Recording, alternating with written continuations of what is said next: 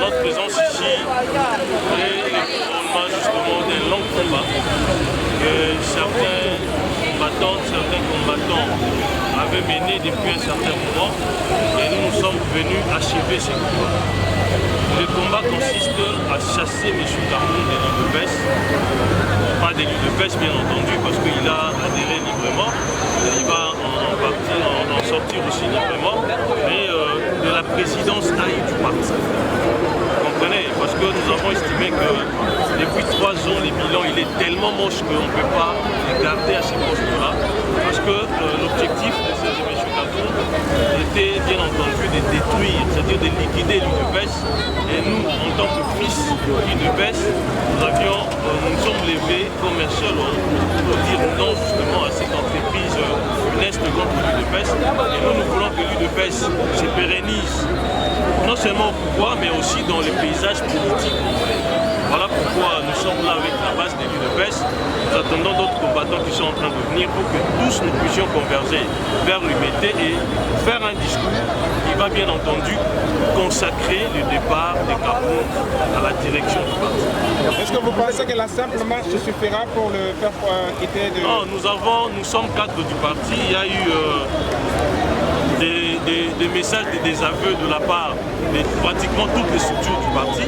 Et nous sommes venus tout simplement pour dire à nos combattantes et combattants que nous avons déjà réussi à le faire partir et notre présence est là juste pour consacrer justement ces départs de l'exécutif de notre parti et laisser la place aux personnes qui sont éprises de l'amour de notre parti, qui vont travailler pour l'intérêt de notre parti, qui vont travailler pour l'intérêt du président de la République. Monsieur vous êtes un parti présidentiel, vous prenez l'état de droit. Est-ce que le départ de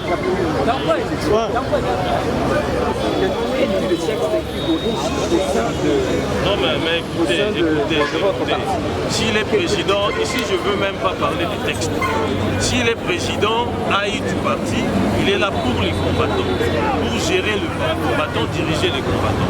Du moment que tous les combattants l'ont déjà voué, à notre humble avis, c'est une disposition statutaire. Non, il y a des dispositions, statutaires. Moi ici, je n'engage pas tous les organes du parti, toutes les structures du parti. Vous verrez, dans quelques heures, il y aura un communiqué qui sera lu. Il va répondre. Non, il est déjà parti, ça il faut oublier. Non, il est déjà parti. Kabound appartient au passé depuis le président Haïdé Udepes. Déclarer que rien, Toko Nimate, tous qui sa pouvoir dans la maison mère, Udepes, des partis, maire, où il y a opposition. Tu récupérer le pouvoir, président de la République, selon la Constitution, il ne pouvait pas gérer le pays et gérer encore les partis. A eu mandat spécial à petit M. Jean-Marc Kabound ou Kabound. A yébissé que Batela parti, gérer parti. Mais tout le monde dans la gestion, il y a Jean-Marc Kabound à Kabound. Au lieu de la présidence, il y a parti pour s'occuper de ma combattant, a commis un roulage pour faire fonctionner la circulation dans la Tchanzela. Tout le monde Jean-Marc Kabound à Kabound. Au lieu d'engager les combattants, à recommander les combattants à Misala, Jean-Marc Kabound a recommandé les PPRD. Témoignage Ezali Boy. Dans la Marcelin Bilomba, conseiller spécial et chef de l'État, moto ayoki saka mere soni na dossier à 100 jours. Mais tout le monde a moto wana, ngoika sange moto abumi ba combattant. Moto comme si ba wewe wana Kinshasa wezali ngoika sange. Tira ya Joseph Kabila. Kabound se permet de défendre ngoika sange sur la voie publique au détriment de secrétaire national adjoint conseiller Marcelin Bilomba. Dès ton monique, ma Kabound a déjà acheté par Joseph Kabila. Dès ton lobby, nous nous sommes pris de la décision. Kabound ne sait pas gérer les partis. Hier,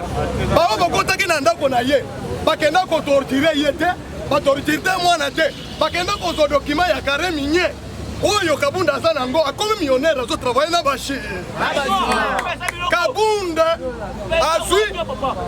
a sali UDPS parallèle. Au lieu d'engager les combattants à UDPS, c'est la rétrocession d'un parti. Parti a un moyen de gagner l'élection. Kabound se permet d'engager les combattants à PPRD. Il y a comme UDPS. Rendre compte, c'est 10% de mes candidats bachers, na bureau na ye.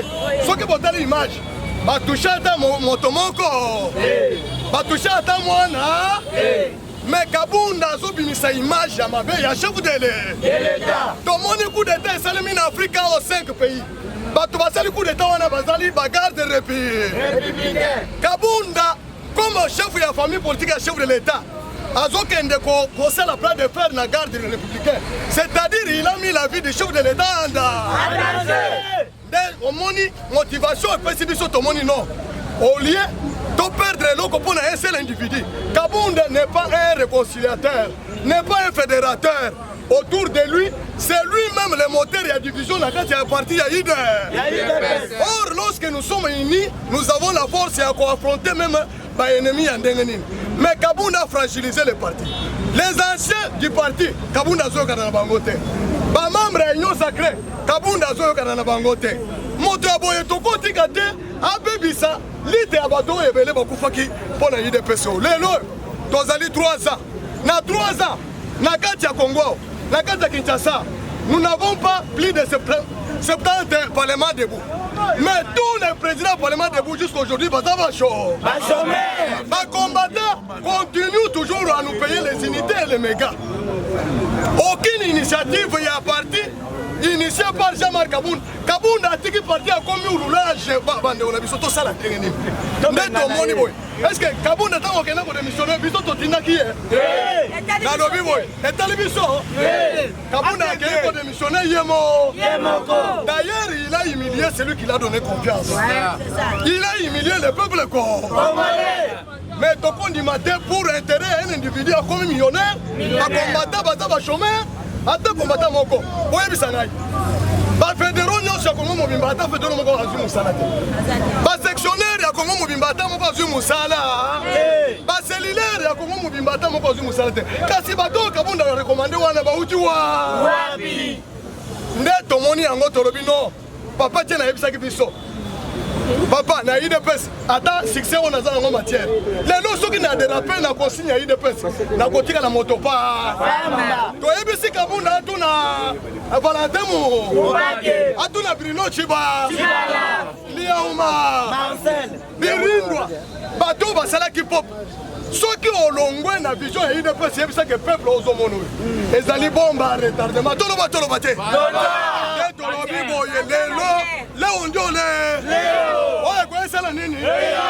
Kabunda, s'il est démocrate, à comprendre que la majorité a basculé, il doit nous laisser la place. Tous les dirigeants. Les diasporas ont contribué pour cette lutte. Créer la division entre les diasporas et les nationaux, c'est-à-dire c'est une haute trahison. Dès que l'on termine les lois, tous ceux qui n'ont pas parti, tous la déclaration, il y a des institutions, il y a Jean-Marc Kabunda. La casse président quartier, président du parlement de Boukartier. Nazobenga, nazoyebisana, ok bisana Kabunda. Kabunda biso, les trains tout s'arrête. Yo zalakawa. Na 94 ans dans la conférence nationale ah yo zalakawa. Na kanda na monde na lati lipapa. Alors na oyebisa yo boye. Yo ke kosima ba garde républicain ya président de la République des armées. Yo zalakana nunani. Zalaka soda. Yo lingaki ba mura na ba tomboka. Ba sala mabe. Yo zo humilier symbole ya mboka. Ba mura bazali symbole ya Congo. Bazo batela mokonzi mboka Fachi Beto. Alors, au sali ba désert. Okosi batoke bamura ayeko panzanda kuna yo. Or que yo moko sali ba partir na simo sali o saposi biloko na yo kitisi na se. Yo Kabunda na okona. TV na yo na ya place milikolo e bambani e panzani te. Do ba milangi wana ya masanga omelaka wana ekangaka yo olangbaka ya ba champagne bamura bazu yango te. Ba téléphone na ba mesa wana bayaki ko panza ba panza yango te. Tika ba aventure monsieur. À partir ya lelo na bengano na IDPS kene ko sala décision finale na yo. Ezali ngai président Kas mokonzi ya chango na olo. On est na latalo lipapa. Na kanda na yo pe na lati boye fona wala choke no. Yo esili pona yo. Babilo balo bana yo solo bakeno. Yo kende bakuna yo. Nazoli sikola niveau parti. Yo Kabunda. Président AI. Fédération ekufa. Biso na chango fédération ezalaka na garage. Tozapena banyongo. Président minga yebi. Tozotonga bandako ya minene. Baselili bato bayaka lisusu te. Ba section ekufa. Opanzi okaboli ba parlementaire debout. Le yo kobo yamba batelelo na ndako na yo wana. Oya wana nga kasi na ya wana ko bedefo. Bana ya mabiso. Omele na ndenga sima okimi okei. Le loko bo yamba ba pecho ba patro ya mi ba titi. Opesa ngo ba sanola na ba drapeau. Messieurs, tika malignité, vous avez rusé. Yo, kenda kosa la décision finale na yo. Il prend na yo na IDPS et silu. Yo, est-ce que vous avez histoire ya Liaou? Vous avez histoire ya Kibasa? Yo, kosuka ndenge mafungu auto suka boyo. Omeni mafungu ndenge suki. Yo kosuka ndenge wana. Ezalinga président Kas kanga bisa kenda kosa la décision finale. IDPS pour na yo, place ezali susu. IDPS viva! Viva! IDPS viva! Viva! Fachibe! Beto! Fachibe! Beto! Fachibe! Merci beaucoup.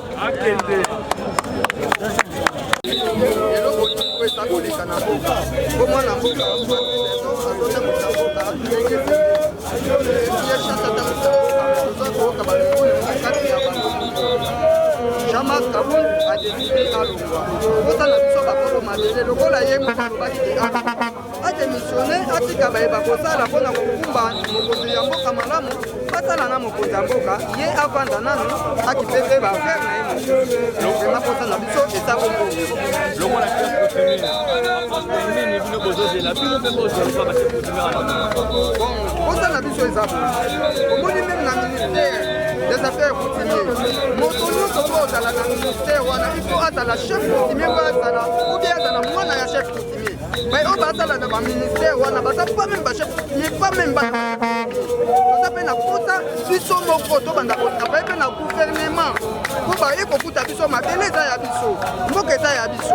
Parce qu'on a biso, bazala qui a batali mboka, on débat, on débat, parce qu'on dirige biso les autres, on dirige ensemble. Tout ça n'a pas ça, tout ça, ma poste, banana biso, batambola, basala, n'a pas poste, oh, bango basana, oh, tout ça n'a biso des salariés. Otala ndaku ya chef d'état Lala eza mawami otali ndaku ya Kabunda omona ke ezali paradis na kati ya Congo.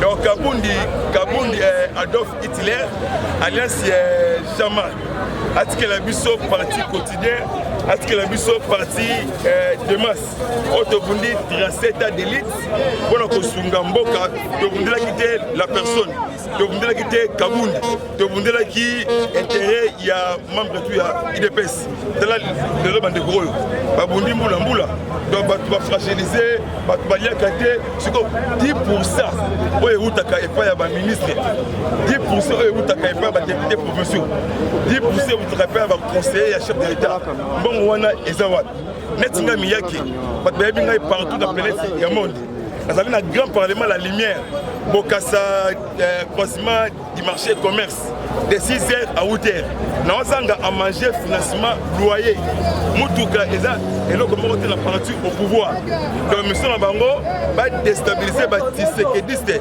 bango bazwa espace lokola Kabundi Hitler Adolphe akoti na copie ya bacarrière minière mpona kosalir image ya chef de l'état mpona kokoma Katumba Mwake à l'époque siko biso batisekediste oyo towana mission na kati ya mboka oyo tolobi NON dégage nomoni lelo ezali jeudi omoni bayi mboka bango oyo batelemi à partir ya 11h ya lelo tokende malembe tina permanence na IDPS na limité na 11e mairie tokangi bureau ya Kabundi tosele yango mpe tochasse ye lokola taba poka lokola taba papa Etienne Wambulumba ntango ayambaki Kabundi awuti na Katanga papa tuni ye oza na province nini oyo nazali mutu na Kasai nazali na Kasai central nazali muluba na territoire ya Luiza nde akosa papa Etienne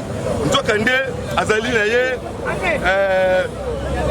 pardon azali Katange nzoka azali na ye muluba donc azali haute trahison na image de Etienne wa muluba donc place ya Kabundi soutenu na IDPS akangabisaka na ye asala la décision finale comme parti politique nous avons la liste il y a quelques présidents il y a parlement debout pour bakomi na sima ya Kabundi ya Chama boye bango opération kangaye bengana ye tsaye libanda za na sima ya chef de l'état à 100% de soutenir mokonzi ya mboka kala mingi te mokonzi ya mboka aoyamba ba président ya parlement debout autre se mobiliser comme un seul homme pour soutenir ba vision ba action ya mokonzi ya mboka lokola Kabundi ya kosaki ki azali Katange donc azali muluba na territoire ya Luiza azali na impolitesse et discipline na kati ya parti au pouvoir donc Kabundi Jean-Marc vraiment lokola omeli bombe alias Bombay on a vraiment abou vraiment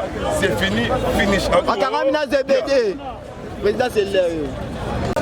non présence la biso eza awa so moni batebele baza aba combattre IDPS bazawa tolobi non Kabundi normalement dégage puisque bandi kokosa biso lelo te eloko eza grave Kabundi a manqué biso no respect a manqué pe la chef de l'état respect soko tali Kabundi pa benga même président de la république a benga Félix ora muninga na ye président akosi bilo o panzi ndaku ne basali boy na yebi ke na ndaku ne ba caméra za presque partout ala kisabiso ba image o ba garde républicaine ba ye ko buka ba biloko na kati ndaku na ye eza lukuta ba na mboka bato ebele bazo comprendre biso te o Kabundi muta kufela mwana na ye boy na boy soki lelo Kabundi akufela mwana na ye azo mériter place wana sikoyo batu oyo bandeko na bango mibali na bango basika na permanence tokoloba nini batika koloba ke biloko wana ke yende et cette étape déjà eleki na minute ndenge toza boy eloko la koyebisa bino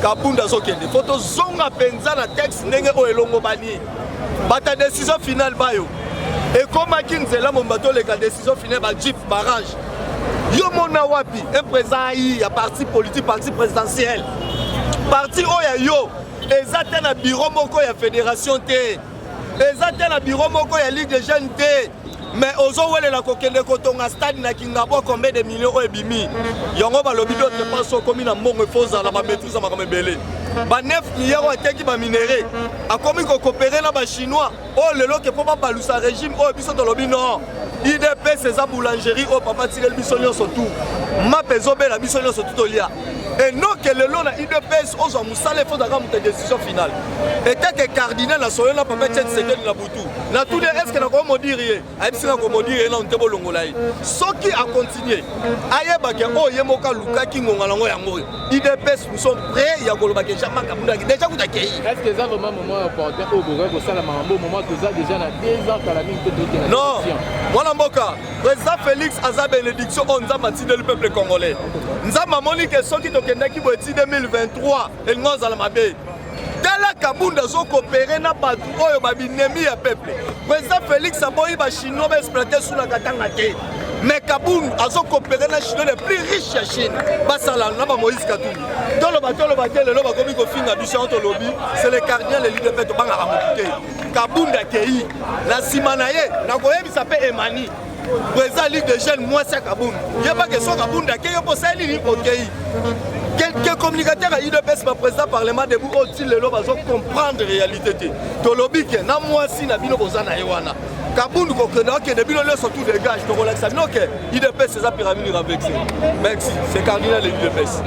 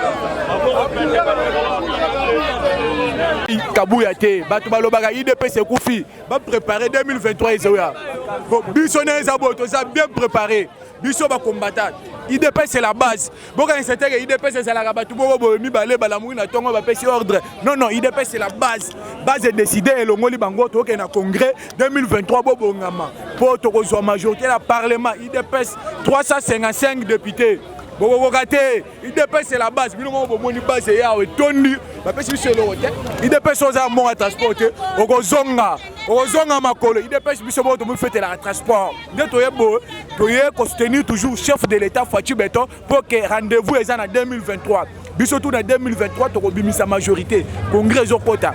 Bola la te. Bino bolobaka IDPS c'est la base. IDPS c'est ça deux personnes te. IDPS c'est ça Kabouna Kabounité. Biso to ça bien préparé rendez-vous en 2023 Bobo Ngama. Fatou Beton base na Simanae. Merci Ndego. Omoni biso awa na place échangère na elongo na base mobimba ya IDPS kaka ndenge balobaka na IDPS ezaka pyramide renversée et kaka na wana nde tomoni ba combattant ebele kaka base oyo te na 2018 après congrès à parti Enzimaka Kabunda comme secrétaire général kaka base oyo na 2019 après élection président Félix Enzimaka Kabunda mandat spécial oyo bapesaki bango AI. Mais c'est toujours la même base. Lelo va constater que les choses ne marchent pas. C'est ainsi qu'il était temps, début ou non, que Kabound dégage Atika Parti. Yango no moni ba combattant batondia ebele. C'est la même base et ça là CG. Et c'est la même base. Pour bâtiment la katanga jumsu na kekuna ba kamwa baza bisanga ah combattant. Mutozo ki mangima ba marcha na Kinshasa kuna koma combattant.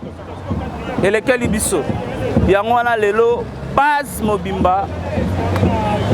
Baye lelo pona koloba te ndeko Kabound, il est temps et il est temps, il faut laisser le parti.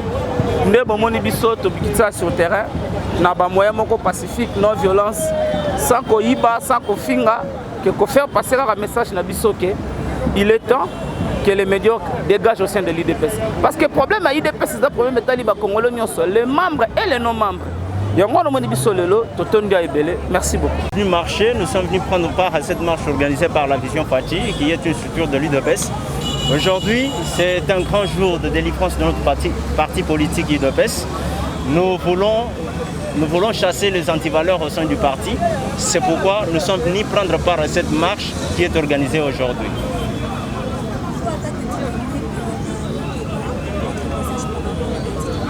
En tout cas, la dynamique a un apport important dans cette marche, parce que nous allons marcher avec toutes les structures du parti, et nous aussi, étant une structure au sein de l'UDPS, nous sommes venus prendre part pour montrer à la face du monde que c'est l'UDPS c'est la base de l'UDPS qui décide et non un individu.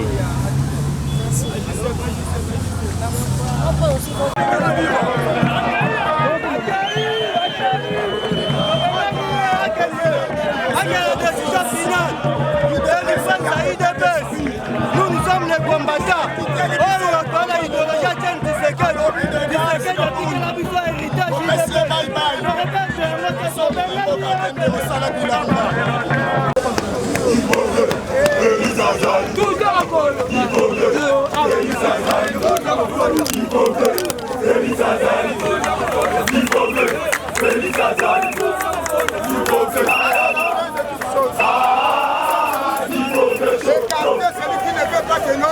Le peuple puisse réjouir. Celui qui ne veut pas que non, les jeunes de l'IDPS puissent avancer. Voilà pourquoi nous sommes venus ici pour dire la fin. Nous sommes venus ici pour dire la fin. La fin parce qu'il y a trois choses que nous ne comprenons pas. Premièrement, le président qui n'a jamais... Ngala, merci. Tolobi boye, les loto pendant ma camunion c'est ici là. A démissionné, nous sommes pour à démissionner. Alors, pour démissionner, il y a Liboso. Comment on s'en a drapeau? Le président a IDPS, c'est la partie politique. Les combattants vont souffrir.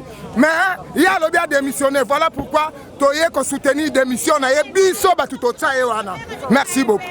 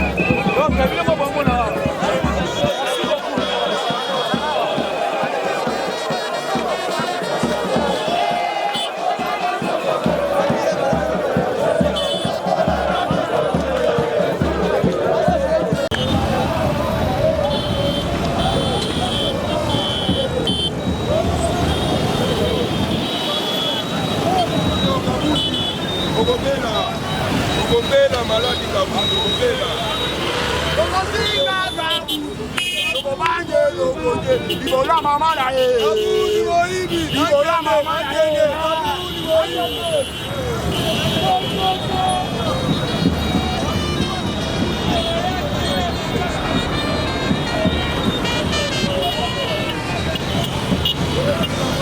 Mr. Kabundi,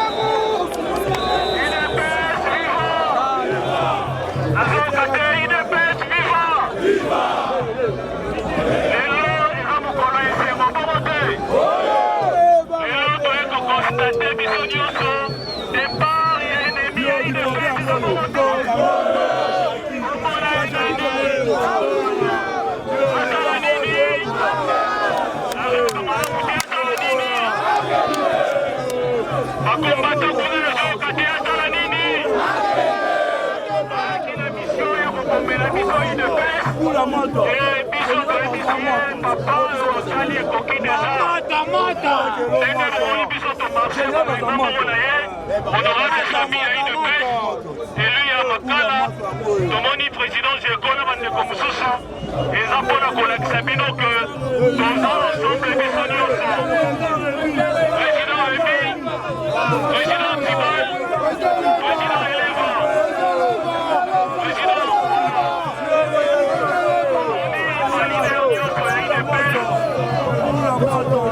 Validé Nyonso IDPS Bazalia wana biso subana biso na makanisi.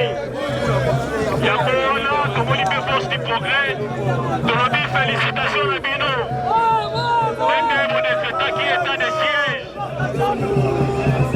Biso banda lelo kabunda bo. Kabunda bo. Voilà. Nicolas on communiqué officiellement que ton Bengani est Mata. On va organiser Bissoni de fête.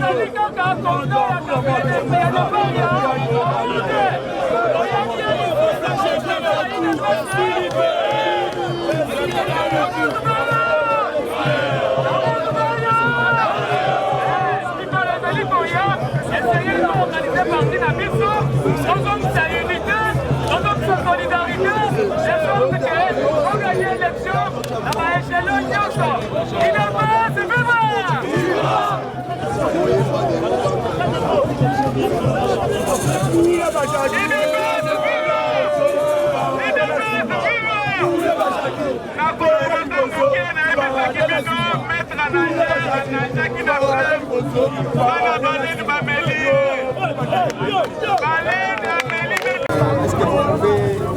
Quel est votre dernier mot par rapport à la journée de Donc j'en profite aussi de cette occasion pour d'abord remercier le meilleur warrior du gouvernement, M. Patrick Mouyaya Katemoué, qui est en train de faire du grand boulot, parce que si aujourd'hui nous avons réussi cette manifestation, c'est aussi grâce à la presse, parce que vous êtes là, vous nous avez accompagnés. Voilà les presses que nous voulons. Nous disons merci à M. Mouyaya, et c'est vraiment le meilleur warrior qui défend la vision du chef de l'État et qui défend valablement le gouvernement de Sama Lukonde. Nous disons merci et bon courage. Vous avez le soutien de tous les combattants et des réseaux de jeunes parlementaires debout et communicateurs engagés pour l'intérêt de la République, comme nous disons, c'est le réseau énergie. Réseau énergie. Donc, merci à Nekomouyaya, na Oefumoza Kosala pour nous accompagner. Vision à chef de l'État, n'est chef de l'État, qui précise à l'indépendant, précise à la libre pour nous Kosala Moussa, vraiment Nekomouyaya, merci. Aux ans à soutien à combattants IDPS, aux ans à soutien à réseau énergie, aux alliés cellule dynamique et armée numérique au niveau il y a internet pour nous accompagner à Action Nayo. Merci Paina. Nous disons aussi merci à Madame Rachel Kissita qui nous accompagne et qui soutient les combattants à tout moment. Et nous disons merci et merci aussi à vous la presse. Vraiment, Totika la Soudé. Le samedi, revenez encore parce que ce sont les CDP Ndebako, les cas prononcés. Exclusion et Ndekoja Marc sur la voie publique. Merci à vous.